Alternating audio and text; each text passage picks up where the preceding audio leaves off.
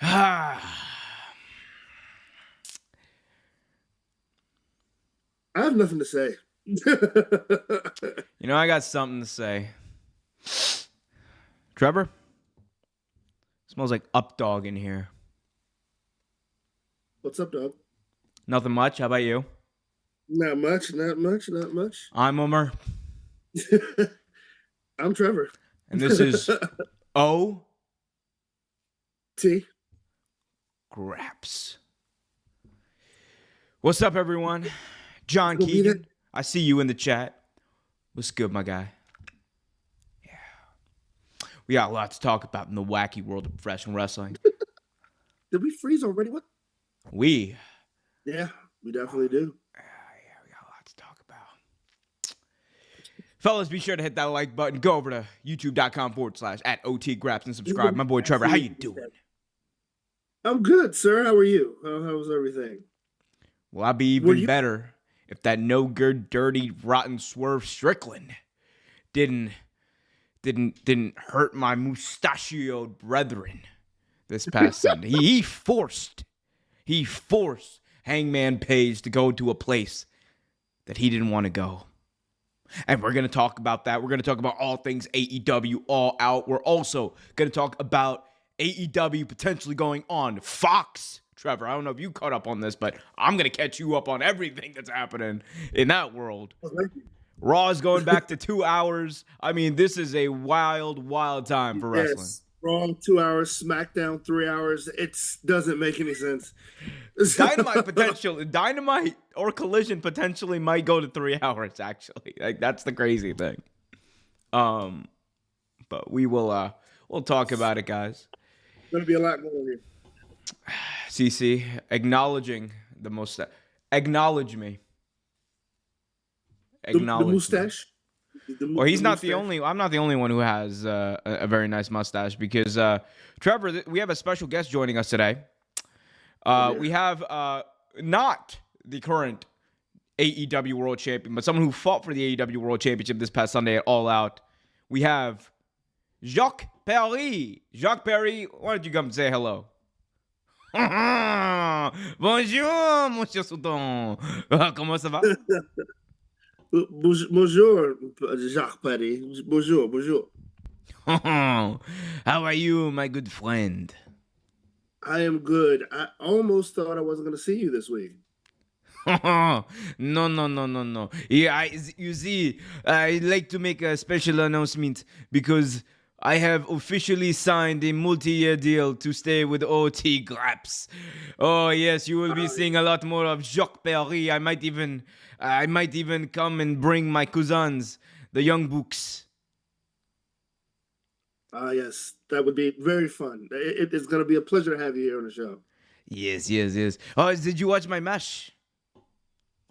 I did watch the match. I did.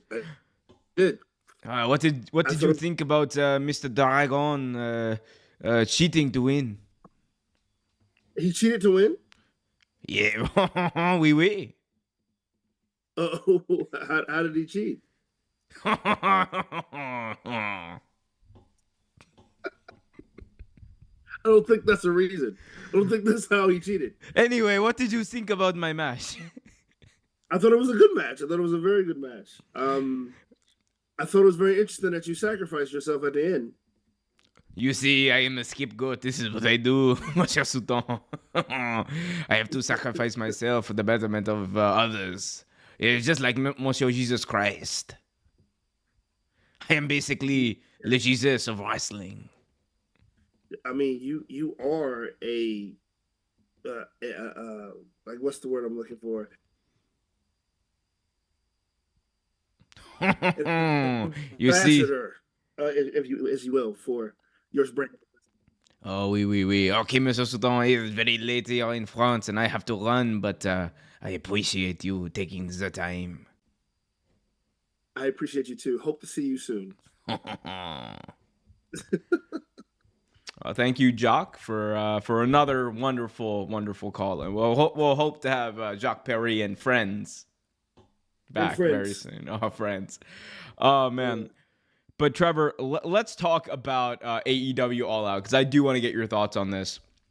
Absolutely. AEW All Out was a very dark show. We had All In, which I kind of likened to a very feel good show. You know, you had the big moment of, you know, the homecomings of Mariah May. You had things like Nigel McGuinness coming back, Ricochet's debut, Bryan Danielson with a huge win at the end of the night. But then you had All In, or All Out, excuse me. And Trevor, this show was dark as could be. Oh yeah, it was. Yeah, it was. Yeah, wow.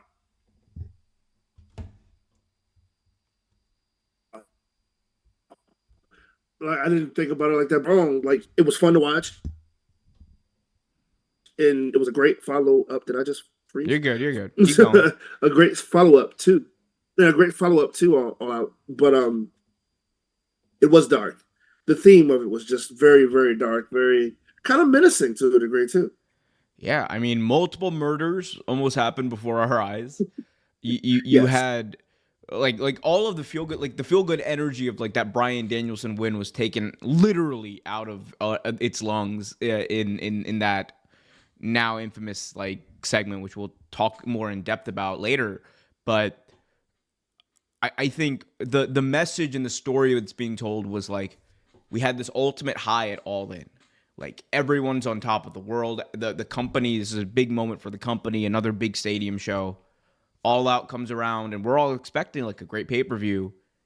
But slowly and but surely throughout the night, like the message was kind of like we built you up to break like your spirit in this show. And I think that is something you don't normally see from an AEW show, especially because AEW shows, you know, it's like a lot of predictable stuff happens, but it's a lot of fun stuff. You know, it's great wrestling, all that kind of stuff. But very seldomly do you get like a show that leaves you for multiple reasons, like I don't know, dreadful is like how I felt like as a fan watching. I was like, and like not in a bad way, but like in a yeah, you know. No, it was. I completely understand. Like it was one of those.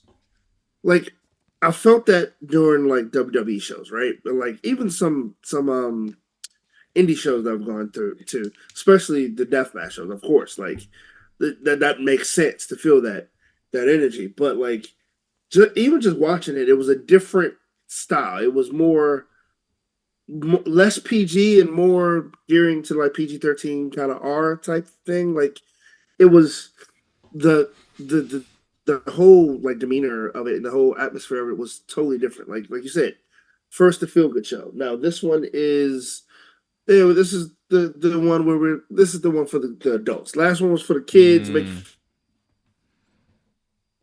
I think that's true.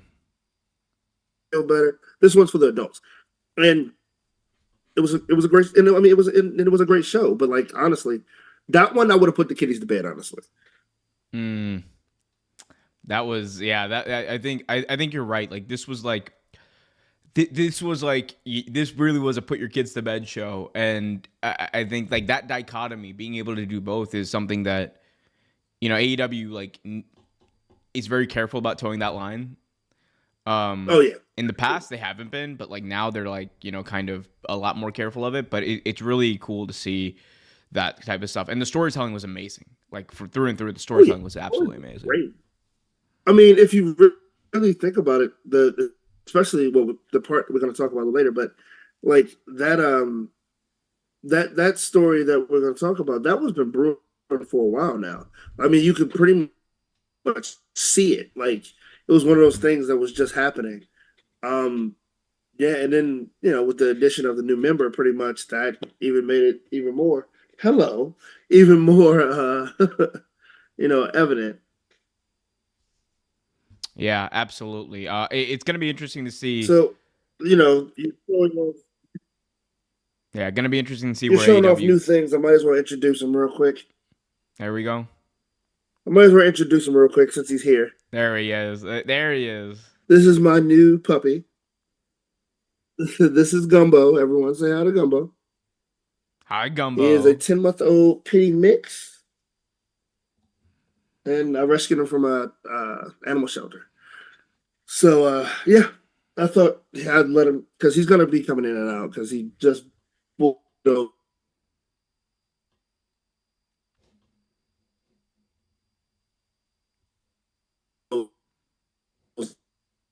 the door. So I just thought I'd let you guys understand why the door is coming in and There out we go. There we go. Welcome, Gumbo. You the picked a show. I horrible think time to come in all right, you're because good. AEW is dark as can be. I think it broke. Oh man, Trevor, you're breaking up pretty bad right now. I think he broke the show. Yeah, honestly, dude, like it was a dark show, but it was a good show. It was still good to watch. Facts, facts, facts. Guys, let us know what you thought about AEW All In. We got Takara in the chat. Tony Khan, seems like your more rumors is actually becoming true. New update of Shockwave possibly being a 1 hour show on Fox. Yep. Andrew Zarian on Mat Men actually talked about that, and or not Mat Men. It was Beyond the Bell and Fightful. And yeah, he said like it's possible. Right. Like it's possible. Trevor, so news broke that Fox and AEW had contact at one point. There are now rumors, speculation about Fox potentially getting, this 1 hour show of Shockwave that, again, this is speculation, but we do know that AEW filed a trademark for AEW Shockwave, which is supposed to be some sort of show, whether it's a show on TV or a pay-per-view, TBD. But where there's smoke, there's fire.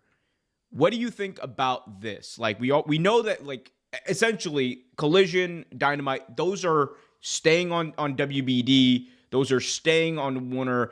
The Max stuff is still happening. All that is still happening. But in addition, we might get another AEW show on some Fox property, whether it's Fox proper, like, whatever your local Fox channel is, or potentially FS1. What's your instant reaction to this? Now, are we dropping Rampage? Is Rampage still a thing or TBD? We don't know. Maybe this is like a thing where they replace Rampage with this show. We don't know. Because I actually didn't see Rampage last week, to be honest with you. It was on. It's on. Because I know Collision was on Friday last week instead of Saturday. So, so honestly, I mean, if that's the case, like we don't know what's going to definitely. I mean, it's a good thing. Why wouldn't it be a good thing, right? Like more AEW is always a good thing, especially since the ratings have gotten better, things have gotten better for them. Why not, right? Like I mean, a 1 hour show honestly would be great. Like it'd be like a taste. Like you get to see a little bit, and then you go from there. Like a new fan, go from there. Like you know what, this is a pretty good product. Let's go see Dynamite. Let's watch Collision. Like it makes sense. Yeah, it's kind of like old days, like WCW. Yeah, and there seems to be this perception online that like Fox isn't interested in wrestling anymore because of the WWE deal. That's not true from everything that's been talked about. Like the issue with WWE on Fox wasn't with the fact that they didn't like wrestling. The issue and why WWE did not get re-signed by Fox was the amount of money that Fox was paying for that. They did not believe that they were getting what they needed in order to maximize that investment. Because, like, one of the key things about this is one of the reasons even, like, so there's these things in media, in, like, television that's called, like, loss leaders. Mm-hmm. And that's essentially what WWE became for Fox. Because one of the advantages, even if you have a show that isn't necessarily garnering the ratings that are going to make that money back for you on the deal or, maximize that value for the deal, what you can do is bolster whatever the lead-in is for, like, that show. So let's say, you have SmackDown. In theory, at 10 p.m. after SmackDown goes on the air, you put like a new show on, and that lead-in helps boost that show's ratings. The unfortunate part here, Trevor, is two things. Number one, Friday nights, it's a death time for any TV show, but except for wrestling or live sports. But number two, more importantly, Fox local networks do not show any original Fox programming at 10 p.m., You know what's on at 10 p.m. on Fox networks? The local news. So it does not help No, Fox, like the entity, the company, really at all. Because the only one that's being bolstered by WWE is local news. So at that point, all you can hope is that you get enough advertising revenue to like try to make some money back on that investment, and then maybe cross promote. And even we saw less and less of that as the years went on. So that was the problem there. I think the expectations are going to be very low for AEW, quite frankly, in that they're going to get an hour with this Shockwave thing potentially. Again, potentially rumors, speculation, all that kind of stuff. And I don't think they're going to expect 500,000. I don't think they're going to expect 400,000. I think they're going to expect like Rampage level numbers for relatively cheap television, depending on how it's presented. I mean, I totally agree with you, honestly. Like, I mean, like,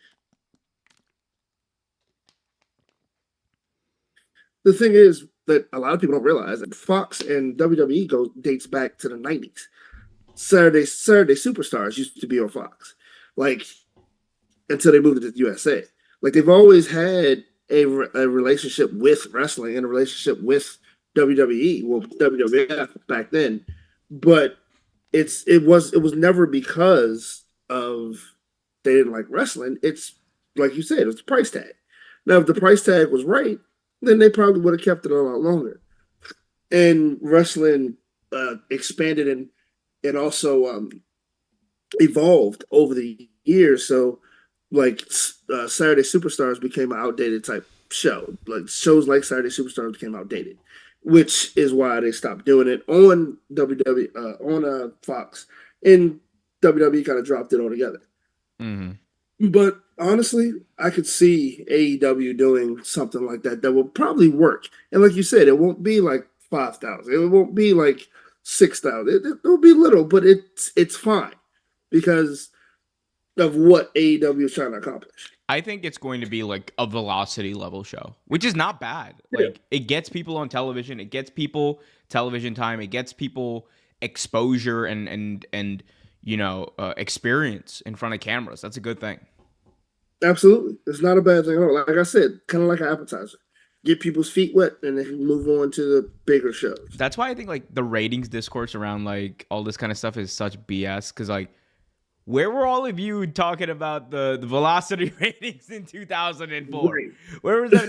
No one was. It was like it's a ridiculous thing. Like that's why everyone's like Rampage is in the mud. Blah, blah. The ratings are not good. Don't get me wrong. And if you want to talk about it from a business standpoint or whatever, like that's a separate conversation. But to claim the entire company is in the mud because Rampage is not doing well, it's like saying WWE is in the mud because Sunday Night Heat wasn't doing well or Velocity was doing well. Like it doesn't carry that much water. Like, or wrestling main event. Like like if you really want to be honest, WWE had a lot of test shows that didn't do well at all. Like let's be honest, the Cruiserweight show did not do well.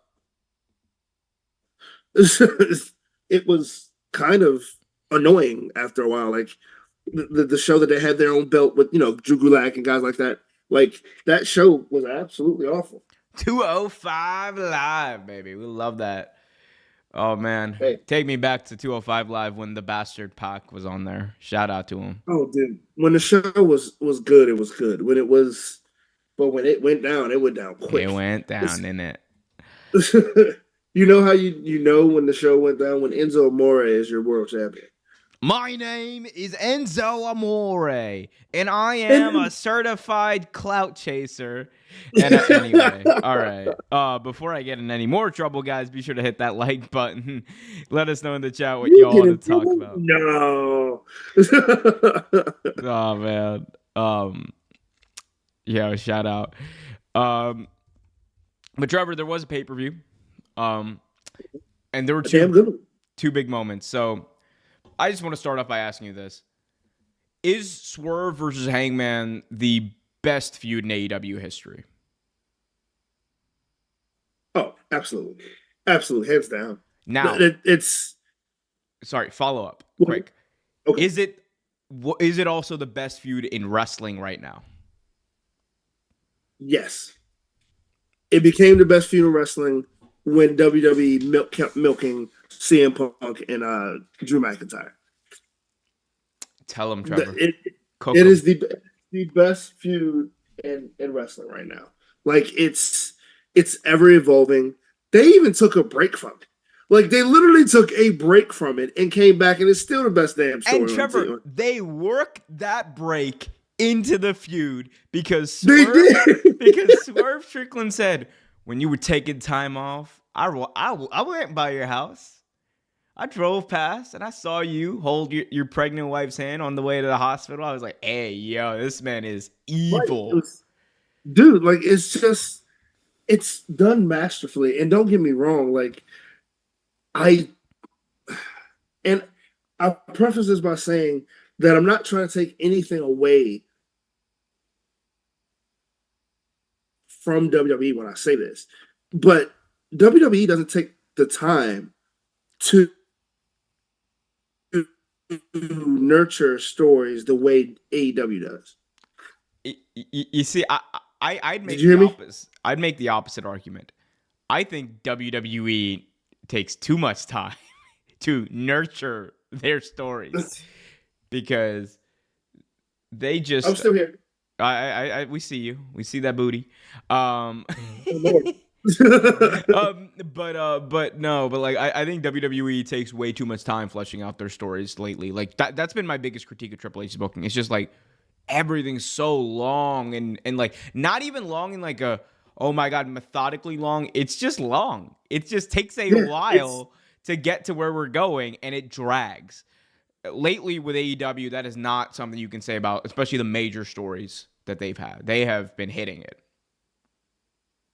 it's one of those things where and I totally agree with you, but it's one of those things like you said, like I use the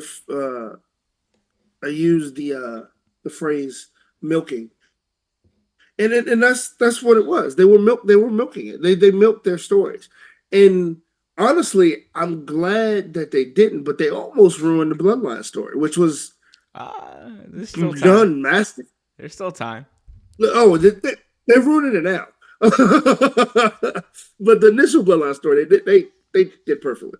Um, little things, but yeah, but no, like they definitely did. Like I mean, WWE definitely has a problem with their stories. Like they nurture them too much, and they drag them out. Like yes, you making money off of Drew McIntyre and CM Punk, cool, whatever. But come on, dude. He beat him. He breaks the bracelet, shoves it in his mouth, and like, come on, dude. Like we all knew it was gonna go to Hell in a Cell, but now it's just like annoying. Trevor, I could not agree with you more. Um, but like, and like, but in all seriousness, I mean, the biggest, the biggest thing like that I've noticed is like, man, watching WWE lately, it just, I don't know what it is. Like, I used to be like really excited to watch Raw, and I was into it, and like there was a while there, especially that post WrestleMania buzz. It was real. It is worn off, Yeah, and it just feels like Raw is just. It's not a good wrestling show. It is not a good TV show. It drags.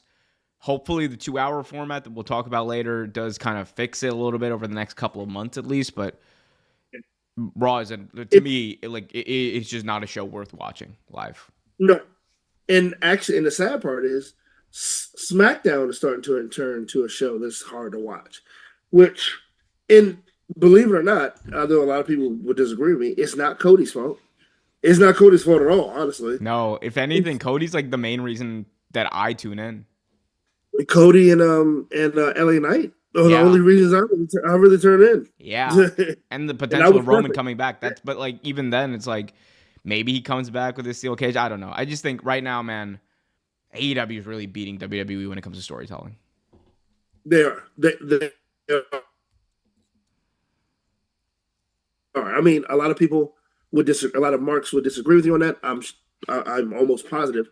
But at the same token, let's just be honest. They're dropping the ball with Cody. They're dropping the ball with Solo. They're dropping the ball with all around. They're dropping the ball with the Wyatt Six.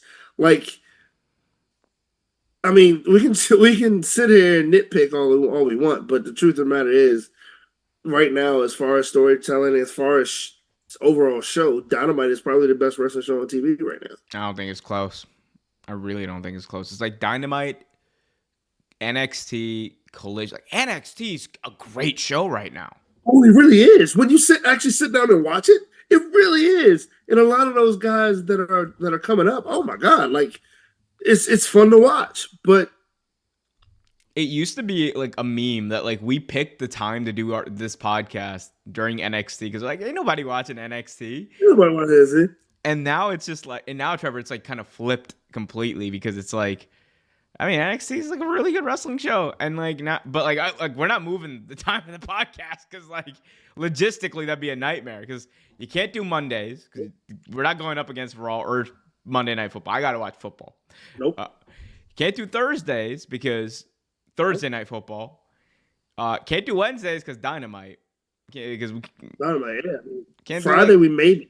Friday, but like, man, that's going up against like SmackDown. It's a Friday night. Ain't nobody podcasting on a Friday night. Yeah, and I mean now that since it's college football Saturdays, like who's Tuesday's doing the that? only day. Tuesday's the only day of sports. Be sure to hit that like button, subscribe, and hit that notification bell, Even baby. though I honestly think we could win going up against Monday Night Raw.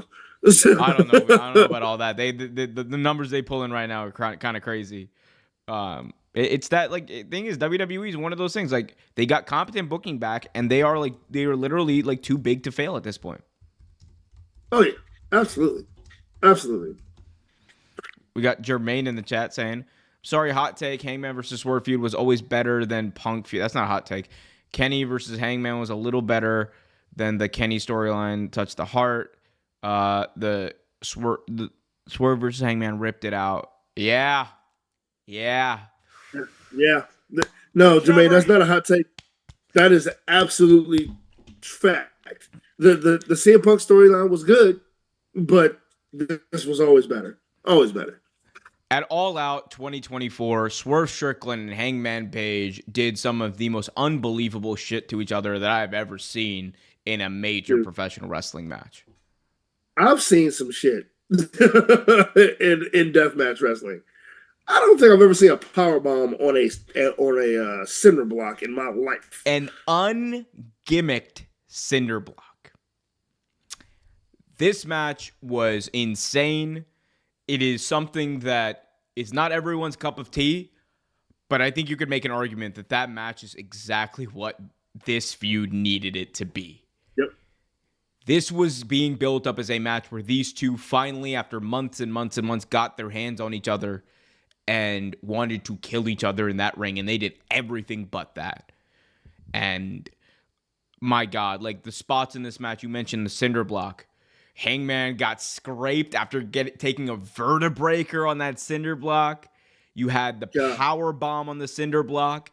You had at one point Swerve Strickland doing a reversal of the Full Gear thing where he staples pictures of his family to Hangman's cheek.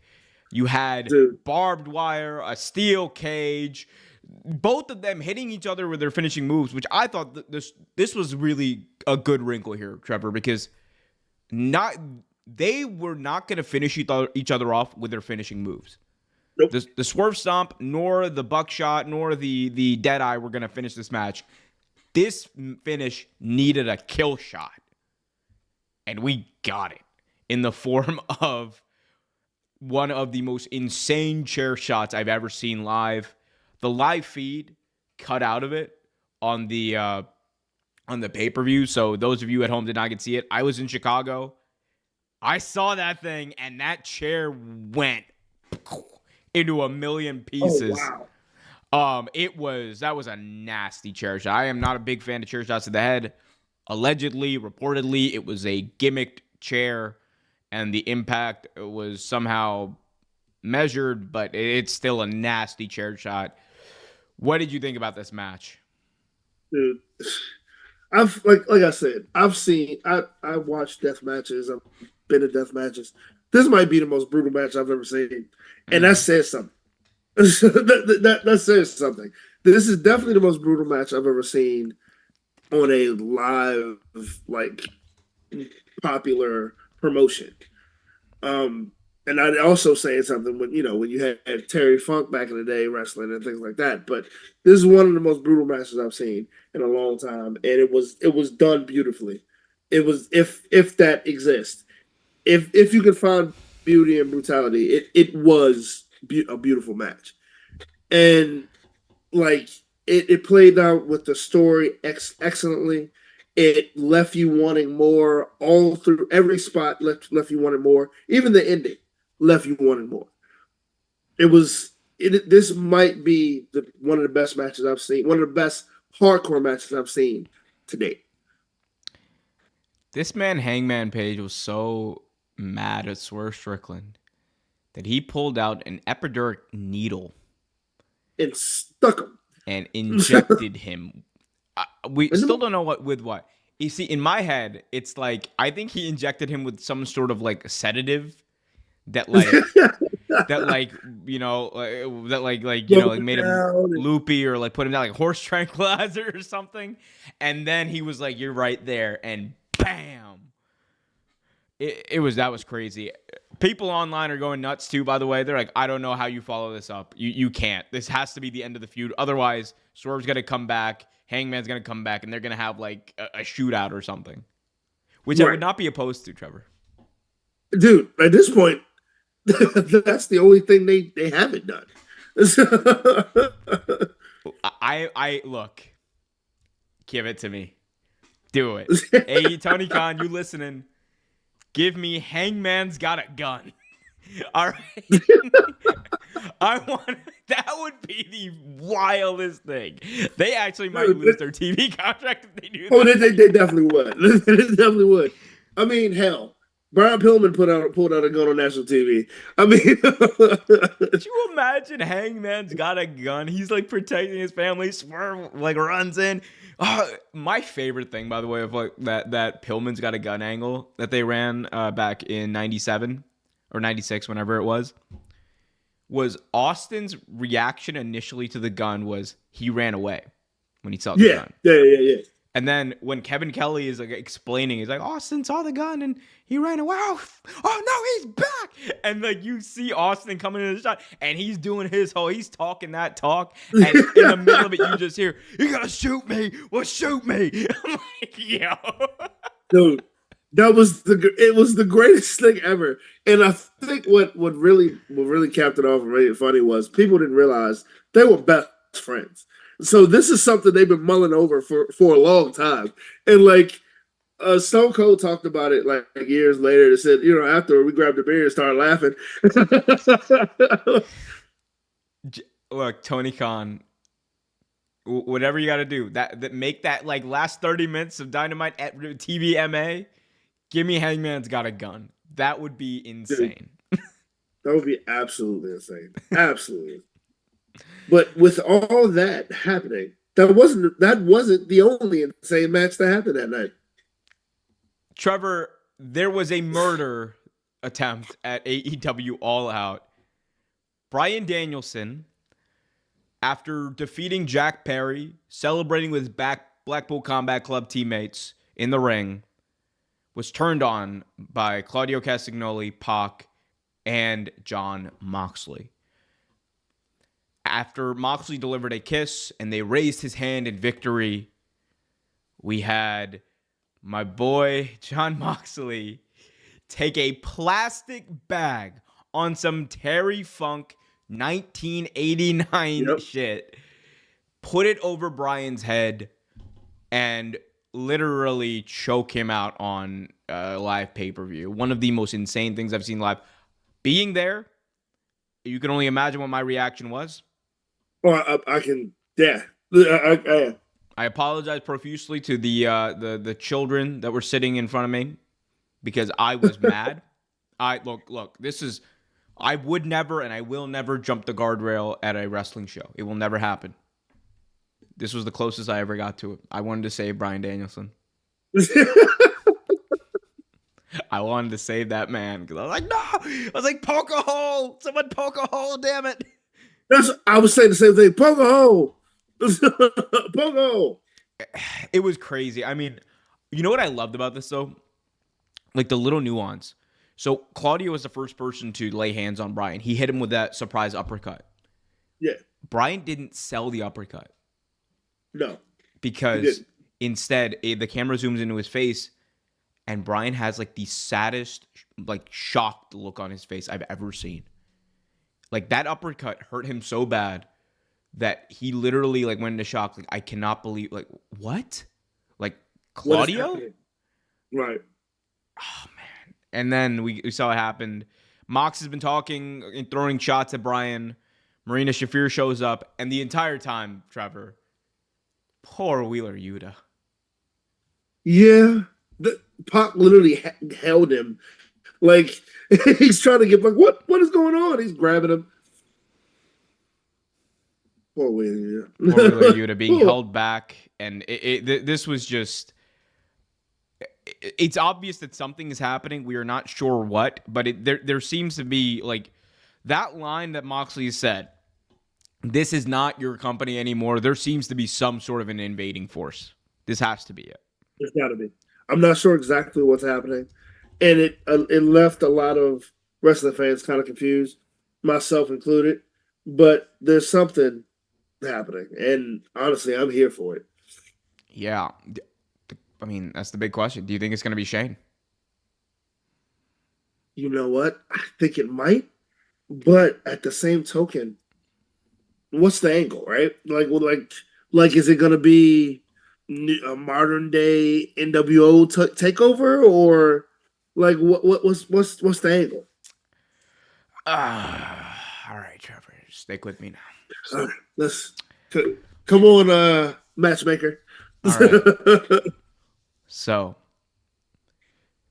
one of the big things that we are leading up to with AEW is the announcement of this big television rights deal. It's a big Right. thing. Everyone wants to know what's going on with pay-per-views, all that kind of stuff. And if we go back, Trevor, when Tony Khan made the deal to buy Ring of Honor, he came out on TV, and when he was talking about buying Ring of Honor, there were people in the crowd who were chanting Shane's name. What Yes, did they Tony were. Khan They say? definitely were. And what did Tony Khan do? My guy said, "It's not Shane. There's no Shane. Nope. It's me." There's no shame. Imagine Shane McMahon walking out on AEW TV saying, "Yep, there was a wrestling company that signed a contract. And there was a contract that was signed. There was equity that was sold off in order to fund the next evolution of AEW. And the name of the contract doesn't say Khan. It says McMahon. Shane McMahon. There's no Tony. It's me." That would be very interesting. It would The whole setup would be interesting. So, the IWC would lose their mind. oh, absolutely. Oh, hell yeah. Oh, absolutely. You looking at Kenny Bomb? I mean, I see Kenny Bomb in the chat. He's my man saying, "Why is Luigi here? What happened to Big Om? Look, Big Om's gone, all right, and he ain't Now never, it's ever Big coming Mustache. back." Shout out to Kenny Bomb though for the $5 super chat. Appreciate you, my guy. Thanks, Kenny. Oh man, Trev. It's a lot happening. A A lot lot going happening on. in World Pro Wrestling. Be sure to hit that like button, subscribe, hit that notification bell. Oh man. Well, Trevor, switching gears though from that, I do want to talk about the PWI 500 list. Have you seen this? I haven't seen it recently. I've looked at it before in the past, but I haven't seen it recently. All right. Well, so the new list just came out. Excuse me. Oh, it's a little sneeze. Allergies, It be like that, man. But the new list came out for the PWI, and we are going to take a look at this list. Trevor, I just want to show you this because this is there's some stuff happening here. There's some stuff happening. Yeah, I figured. So the PWI 500 was released this week, and my guy we got a list. I don't know what you think about it, but we're going to get your thoughts on it. We're going to go for Let's check it out. reverse order for the top 10. So at the number 9 spot, you have Gunther. At the number 10 spot, you have Mystico. I think the big thing that everyone noticed there was number 10 of all people, you had Mystico, formerly known as Sin Cara. Right. A big star right now in Mexico in CMLL. But behind him, Trevor, the likes I didn't see who I thought I saw. Behind him, Trevor, the likes of Samoa Joe, Sami Zayn, Drew McIntyre, Bryan Danielson at 14. That's what I thought. Moose at 15. And you want to know the wildest thing about this, Trevor? The most insane thing about this. No Roman Reigns in the top 10. Wow. Wow. Bryan Danielson 14 though. Moose at 15. Mystico is higher than that's insane. That's just, like Gunther being at 9 is a little low, but it makes sense he's in that top 10. But Mystico? Tell him. No. Mystico higher than Samoa Joe. Maybe Samoa Joe hasn't done a lot this year. Won the world title. Who? So not this year. Oh my God, he won it the last day of 2023. Come on now. Well, he was the world champion for half the year. Well, yeah, you're right. My mistake. But yes, he did win the championship. So that would make sense. He was in the champion. He had multiple successful title defenses as AEW world champion. You're right. It makes sense. Makes sense. I wasn't thinking. I was just thinking this year. My bad. But yeah, it doesn't make sense. But especially Moose. Moose was the champion forever. I mean, there's some wild stuff here on this list. The deeper you go down, like you have. Well, I'm curious. Who's number 8? Well, here you go, Trevor. At number 8, you have Jon Moxley. At number 7, you have MJF. Wow. At number 6, you have Damian Priest. At number 5, you have Tetsuya Naito. A lot to unpack there. It's a lot to unpack there. Shout out to Damian Priest. I thought especially the end of his world title reign, like the last couple of matches he had were amazing. Yep. But Priest over Bryan is wild. He's 10. He's 10 for me. If you want to put him in the top 10, he'd be 10 for me. Don't get me wrong. Like you said, I like this title run, but he's 10 for me. He's not over MJF. He's not over Jon Moxley, and he's honestly he's not over Gunther. Well, Trevor, someone's about to get over because here we go, the top 5. Tetsuya Naito, like I said, Seth freaking Rollins at number 4, Will Ospreay at number 3. So Will Ospreay getting a little cheeky one over Seth Rollins there. Right. Swerve Strickland at number 2 and Cody Rhodes at number 1. Just looking at that top 5, right? You have Rhodes, Strickland, Ospreay, Rollins, and Naito. Do you think they got it right in that top 5? Now, here's the thing. That's not a bad top 5. It really isn't. Especially looking at what they've done in the past year and looking at whatever. That's not a bad top 5. But when you look at the other names on the list that they snubbed completely, it's like, there's more you can do there. Like, okay, let's do this. Let's do this. Let's put Danielson at 1.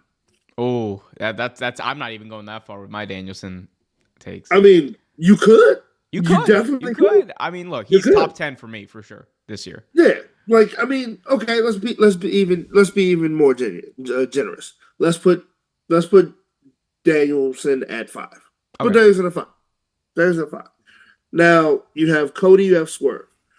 you can interchange. You can actually interchange I those. think. You can Look, definitely interchange those. I don't think you can. I think Swerve beats Cody. I'm gonna be I real with mean, you. I mean, it depends on how you think. You could put them 1 and 2. You could put Swerve over Cody. You could put Cody over Swerve. And what they've done this year, either way, I would definitely put Swerve a number 1 for me, and Cody would be my number 2.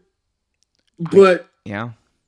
and Rollins could possibly be my 4 or my 5, or my 4 or my 3. One of But the Gunther is definitely in there. Hey yo, the deeper I go on this list, the crazier it. Okay, hold up. We gotta, Trevor. I gotta Yeah, unpack. I want to see it. I got to look it up. No, I no, want to no. see I the. got you, King. We're gonna unpack this whole thing right now because this is the more I'm reading about this, like I'm starting to hope this is like a fake list or something, but like it's not. And All Will right, Ospreay up there in that top. I don't really have a problem with that either, honestly. all right. We're gonna go even deeper. So Brian at 14, Moose at 15, Sonata at 16, Jay Uso at 17. Come on, come on. El Hijo del Vikingo, shout out to him. He's a good wrestler, man. 18. Yeah, he is great. Eddie Over Kingston at 20. No. Ayo, What? ayo. Let's stick with this. You got Eddie Kingston. Shout out to Eddie Kingston. I love Eddie Kingston. Absolutely, yeah. Shout out And to Eddie Kingston. and Vikingo over Okada, Copeland, Adam Copeland, the LA likes Knight. Mike Trick Bailey is at Williams. 34. Hey yo, What? come on now. Hey yo, come on now. This is Christian Cage at 29, Trevor. Why is Logan Paul at 37? This is Hey yo. Logan Paul should definitely be 500. Look at that 40 spot real quick for me, right at the bottom. EC3, are you serious? This is PWI was they must be based out of Colorado because this is oof. There was plenty. AJ Styles, Max the Impaler, Braun Breaker, Joe Hendry at 51. Hey yo, we need to stop this narrative like this. No, this What? Stop this. All right. Dave Finley is fine. He's not good though. He's fine. He's not good. God, stop this. Stop pushing this narrative. Someone control that narrative. What Jack is Perry this? at 59. Kyle Fletcher at 65. Wait a minute. Wait, I don't understand this list at all. What are they even basing this off of now? Like, Exactly. Is it supposed to be At kayfabe? first, I thought, oh no. At first, I thought maybe title holding or something like that. But now, Jacob Fatu at 94. Come on, I think that's garbage. Matt Riddle at 96. Yeah, I don't know what's going on. Darby Allen at 97. No.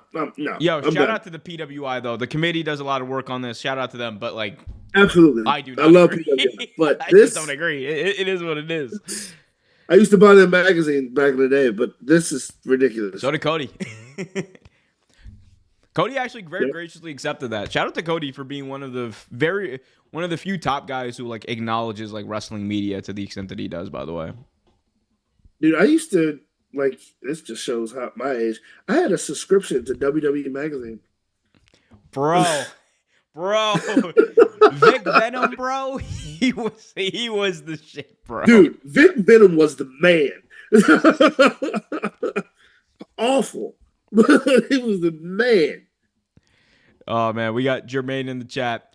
Swerve 1, Brian 2, Osprey 3, MJF 4, Cody 5. Stop. Swerve had a great reign. Can't say the same for Cody plus treaded water before that. I don't disagree. I don't disagree. I also say it's not Cody's fault. I still say it's not Cody's fault. But I don't disagree with you on there at all. We got Hunter saying Will should be 3. Pac at 112 was crazy. Man, this I don't understand what they're doing with this list. The bastard. If you said X-Pac, yeah, he 500. No. But but Pac, no. He's the bastard. Oh man, I don't. Hey, shout out to him, man. PWI's doing it up. They definitely are. You know what? We should do a top 5 wrestler. No, top like make it fun, like a top 20 wrestler of the year type thing. You should do it. Ain't nobody got time for all that. Ain't nobody got time for all that. I barely got time to do it my damn self. That's what I'm saying. Nah, but you know what we do have to do soon? AEW draft. We got to do that brand split. Oh yeah, we said we were gonna do that. Yeah, we haven't done it yet. You want to do it next week? Shit, why not? Yeah, I mean, why not? I mean, it's not like next week live right here. OT Graps, the ultimate AEW draft extension. One of us is gonna be Collision. The other one's gonna be Dynamite. You get to judge whose show is gonna be better. Oh, let's do it, Trevor. Why not? Yeah, and so we got to set the parameters and the rules for that too. But we'll do that offline. All right. Yep. We'll talk about. Trevor and I will talk on the old group chat, and we'll chop it up and make sure we got something. Next week though, do not miss it. We're gonna do the brand extension. It's gonna be great. Those of you who loved our mock draft for WWE, mine made the most sense, but Trevor somehow won. It be like that. I don't know how mine won this year. I think yours won last year too. Did it? I thought yours won last year. No, I'm last year, year, bro. They don't like. Here's the thing. These are wrestling fans we're dealing with. They don't like logical storytelling. Dude, people crapped or shitted on me last year. Like, oh, Trevor doesn't know wrestling. Trevor knows absolutely nothing. I was like, wait, what? Job says Titus should be number 1. Absolutely. No, but he's just a giant number 2. I made a funny. Shit. I'm sorry. Man, what else we got to talk about? I don't know. Do we have anything else to talk about? I got like 10 minutes before I got to run, but guys, if you got questions in the chat, put them in the chat. Oh, here's it. I do have a question for you. Go for it. You have one already? No, go for it. What is your honest opinion about this Wyatt Six? The Wyatt Six are an interesting group. I think, I'll be honest, I did not watch Raw this week yet, so I don't know what happened this week. I caught their match, but I didn't really watch Raw. I never really do, but I caught their match, and it was a street fight, so of course it's supposed to be a little messy, but it was a mess. It was definitely a mess. It was definitely a mess. Like, and it was a mess for no reason. Like I said, street fights are all over the place. Typically, there is no like cohesion, kind of sort of. It's just you find beauty in chaos, pretty much. Like I said before, beauty and brutality. But it was one of those things where it was just didn't make a whole lot of sense. Like, you had Uncle Howdy get in the match later, which we all knew was going to happen in the first place. Then you have Nikki Cross was knocked out for like 60 minutes, it seemed like, and then just comes up and suplexes Gable. Like, it was a lot. It was a lot. But I don't necessarily know what their next move with them is, because there aren't a lot of people that are equipped to fight them. That's Triple H's burden to figure out, not mine. Oh, absolutely. I mean, I'm not gonna figure out for him, but it's just one of those things. I mean, my thing is, I still am interested to see where the Wyatt Six goes. It just has not gone in a direction that necessarily intrigues me. I think they are going for, and it's like, again, the frustrating thing about Triple H is booking the slowest of slow burns. Like, we don't even get exciting moments in between. It's just like filler for months and months.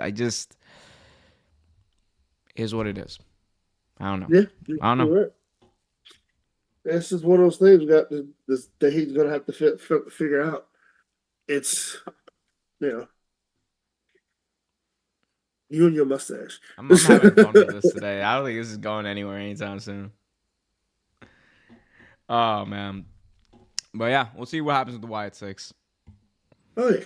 Absolutely. We got some behind the scenes talk here. Jermaine talking about Kenny. I know you were pissed at that All Out Media Scrum. Kenny Baum was, by the way, shout out to Kenny Baum, was invited to a media scrum for All Out. Big accomplishment for him. Big accomplishment for the boys over at Kiss the Ring. Go subscribe over there. That's definitely awesome. So he said, "It's like Kenny Baum saying the media scrum was good, even though it was that was the weirdest media scrum AEW's ever done." Yeah, I didn't get a chance to watch it myself yet. Anyway, Trevor, but it was so usually what happens at these scrums, like you see like it's like an hour or so of 3-4 wrestlers from the show, 3 or 4 winners from the show come in, answer questions from the media. Then Tony Khan does like 15, 20, 30 minutes of his own Q&A. Instead, the members of the media, the gracious members of the media who were there, got an hour of look, I'm not accusing anyone of anything. RJ City seemed to have been having a lot of fun at All Out. My boy was hitting that. Yeah, I just think that everyone is having a great time. Voice. oh wow, He was in that. He was slurring a little bit. Shout out to RJ City. We love that. No allegations. But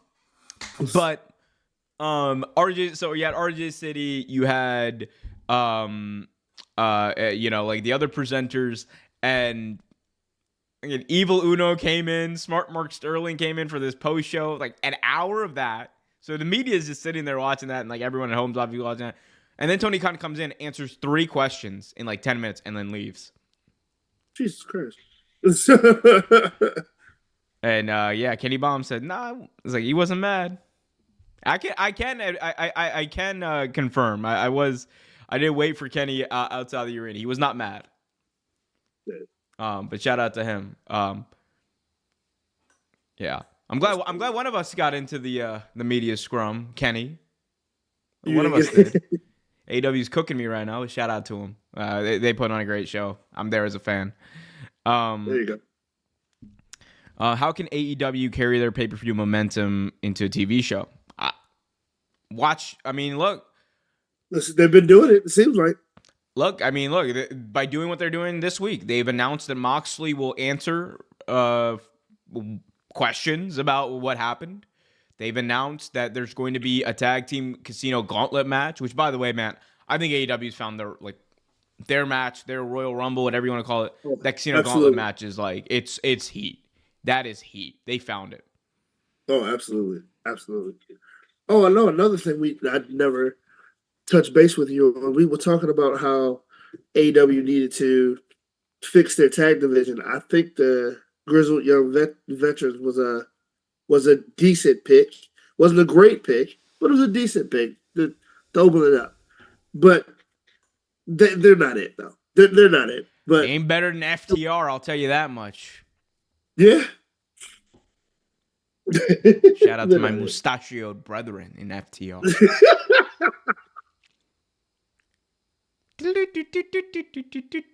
Hey, top guys out. I'm a fan. But we'll see what happens. Speaking of top guys out, this top guy does have to run in a little bit. But Trevor, what are you watching these days? Man, just catching up on some shows. Watching some old wrestling. I watched was it Starrcade 97 recently? I was at that one actually. Whichever one was in DC, I was at that one. 97. That was in Starrcade 97. Yep.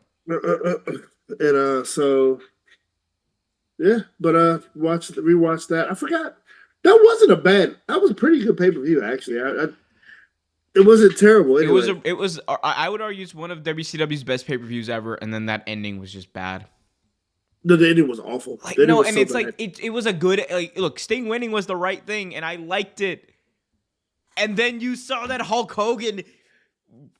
Hulk Hogan is I don't give a fudge what anyone says about that man, brother. Like he is horrible. Like in every sense of the word, as a wrestler, as a creative mind, everything. Horrible. He can't book, he can't write, he can barely wrestle. Like he's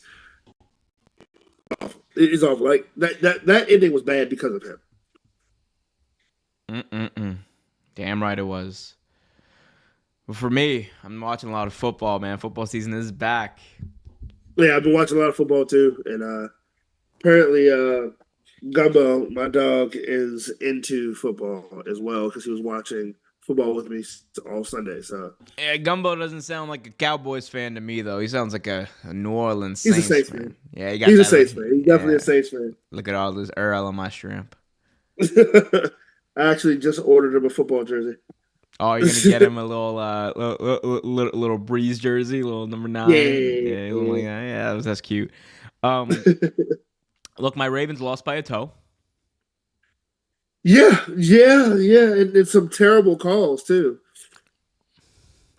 Hey yo, so tell me, this is not real take sports, but No, tell me we'll what. talk about it later. Oh yeah, we No, want to talk about no, we'll talk it. about it because I gotta get this off my chest. Tell me why our guy being lined up where he should have been is somehow an illegal alignment or illegal motion or whatever. I don't understand it. It happened like 6 times, didn't it? But the Chiefs' right tackle false starts on every play, lines up in the wrong place, and the refs are just like, Huh. That happens. I hate this, man. Hate this. Go Well, 49ers. I was pissed on a Saturday. NIU, Northern Illinois University. You lose to them? Who lost in Northern Illinois? Freaking Notre Dame. Ah, By yes. 3 points. Ah, yes. But you know who else is a Notre Dame fan, right?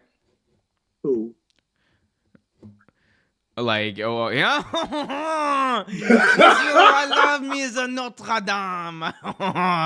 The fighting Frenchman of Notre Dame. He is.